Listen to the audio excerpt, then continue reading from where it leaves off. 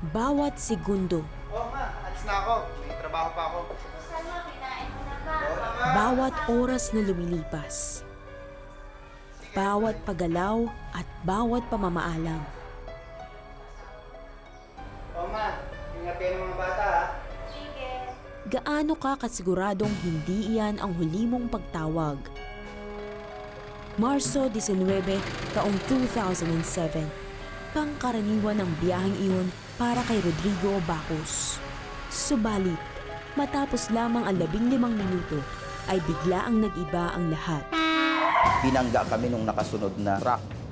Nagising na lang ako na nakasubsob sa gitna ng highway at hindi ko maibangon yung aking mga katawan. Sakit ang katawan at hirap sa paghinga ang tanging nararamdaman ni Rodrigo ng mga sandaling iyon. Hanggang sa tumambad sa kanya ang isang nakapanlulumong katotohanan. Paghawak pa lang po sa kanang binti ko, nakita ko po na halos putol yung aking kanang paa. Paghawak naman dito sa kita ko sa gawing kaliwa, lumawit din siya at na-realize ko na durog yung aking left and right na mga paa. Nag-aagaw buhay na si Rodrigo nang datnan siya ng kanyang asawa na si Eliza sa ospital. Ang pakiramdam ko sa sarili ko ay wag ko na lang siyang tingnan ng mga time na yun. At aawa po ako sa kalagayan niya. Kaya ang ginawa ko po nung sabi ko, Panginoon, sa'yo ko na lamang po pinagkakatibala ang buhay ng aking asawa. Sabi ko, ma, bahala ka na sa mga bata kasi ramdam ko nung time na yun, mamamatay na ako. Hindi ko na alam yung mga sumunod na pangyayari. Nagising po ako na nasa gitna ako ng kalawakan. Nakita ko yung mga warrior angel ni Lord na hindi mabilang. Napakarami nila dumadaan sa aking harapan. Bakit ayaw nila akong isama? Habang ako'y nasa ganong kalagayan, bigla na lang ako nagising, umaga na pala noon. Maganda man ang kinalabasan ng operasyon kay Rodrigo, hindi pa rin ito nasolusyonan ang kalbaryong nagbabanta sa kanyang mga nadurog na hita. Tuwing ikalawang araw, dumarating yung doktor at may dalang palanggana. Left and right yan, pinipiga nila ng pinipiga yan. Walang kasing sakit, walang kasing hirap. Talagang hindi basta-bastang sakit ang naramdaman ko habang ako'y pinipiga. Kasabay na matinding sakit na dinaranas ni Rodrigo araw-araw ay ang buwan ng operasyon na isinasagawa sa kanya para maisaayos ang kanyang nadurog na mga buto. Nang ako'y maaksidente, may diabetes ako. At day and night, tinuturukan ako ng insulin. At talagang dumating yung panahon na halos kawalang pag-asa. Kasi alam naman natin, pag may diabetes ka, bawal kang masugatan. Pero hindi lang ako nasugatan, nagkadurog-durog ang aking mga buto at tatadtad ako ng sugat. Bukod sa lumalalang kondisyon, ay palaki ng palaki rin ang gastusin ni Rodrigo sa ospital. Kinausap ko ang aking may bahay na mabuti pang lumabas na kami ng hospital dahil wala na kaming igagastos. Dahil sa loob ng 9 na buwan ay halos mahigit 1 milyon na yung naubos. Hindi naging madali sa pamilya ni Rodrigo ang mailabas siya sa ospital dahil sa laki ng pagkakautang.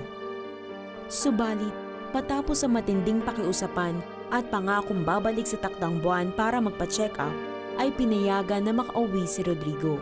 Sa halip na yung doktor ang magbibiyak nung bawat pigsang tumutubo sa bawat pinagtusukan ng bakal, ako na mismo ang nagbibiyak nito at pumipisa. Ang kaya kong biyakin sa isang araw ay 4 lamang. Kaya lang, pag natapos ng biyakin yon, yung 20 na yun, yung unang biniyak, sasara uli yun. At bubukol na naman at kailangan biyakin na naman uli. Napakasakit na proseso ng gamutan. Tumutulo yung uhog ko, umiiyak ako. At lagi kong sinasabi, Panginoon, kunin mo na ako. Hindi ko na kaya, Panginoon, yung hirap na ito. Ang inaakalang solusyon sa kanyang sitwasyon ay naging dagdag kalbaryo pa para kay Rodrigo. Mas umigting ang kanyang pagdurusa dahil sa kakulangan ng tamang atensyon medikal sa kanilang tahanan. Pag ako'y nakakatulog na maraming ipis doon sa lugar na yun, nilulusob ng ipis yung mga sugat ko. Sinisip-sip nila yung mga lumalabas na katas dito. Pag nasipsip na nila yung katas, kinakain yung paligid ng mga sugat. Buhay pa ako, kinakain ako ng ipis. Sabi ko, Panginoon, kunin mo na ako. Hindi ko na kaya yung hirap na ito. Mistulang wala ng katapusan ang paghihirap ni Rodrigo dahil sa kanyang kalagayan. Nagpakita sa akin na nakadamit siya ng puti. At sabi niya sa akin, masdan mo ang iyong paligid. Sinabi niya, hindi magtatagal, magliliwanag ang iyong paligid. Hahayo ka at magpapatotoo ng dakilang bagay na ginawa sa iyo ng iyong Panginoon. Nabuhayan ng loob si Rodrigo matapos ang tagpong iyon. Ibinaling niya ang kanyang pananampalataya sa Panginoon na siyang ganap na magpapagaling kay Rodrigo. Pilit kong kumabit doon sa mga lubid na yun at bumitin doon sa bakal. Sabi ko, makakatakan ako, gagaling ako. Hindi ko halos maitapak yung aking mga paa dahil nga puro bakal. At sa pagtayo ko, halos tumutulo yung mga kata sa bawat tusok. Napakasakit nun. Pero sabi ko, gagaling ako. Pinipilit kong tumayo. Bumibitin talaga ako. Nagpatuloy si Rodrigo sa kanyang pananampalataya sa kabila ng sakit na dinaranas. Hanggang sa isang balita ang gumulat sa kanya. Naku, tumutubo yung buto mo. Makakalakad ka uli. Doon po nabuhay yung pag-asa ko. Sabi ko, totoo yung nagpahayag sa akin. Gagaling ako. Lumipas pa ang mga buwan at naging mirakulo ang tuloy-tuloy na pagtubo ng mga buto sa hita ni Rodrigo. Isang matinding himala doon, nung ipasuri ko ang aking blood sugar, yung dating 330 na blood sugar ko, nag-back to normal. Kaya nga, yun yung isang matinding himala. Gumaling pati yung diabetes ko, lahat ng sugat ko, tumuyo, gumaling siya lahat. Sa likod ng mga peklat na ito, ay nais kong dakilain ang kabutihan at katapatan ng Diyos na hindi kayang limitahan ng sino man. Yung hindi magagawa ng tao, magagawa ng Diyos. Dala-dala ang himala ng Diyos sa kanyang buhay. Umiikot sa buong mundo si Rodrigo at sa iba't ibang panig ng bansa para ipamahagi ang himalang ipinagkaloob ng Panginoon sa kanya. Dahil sa milagrong ginawa ng Diyos at pagpapatubo ng bagong buto sa akin, nagagawa ko na ngayong maglakad at makaakyat ng ganito kataas na hagdan.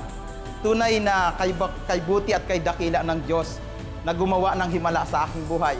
At kayo din, mararanasan nyo din yung himalang yan pag kayo natutong magtiwala at manampalataya sa ating Panginoon. Purihin ang Diyos.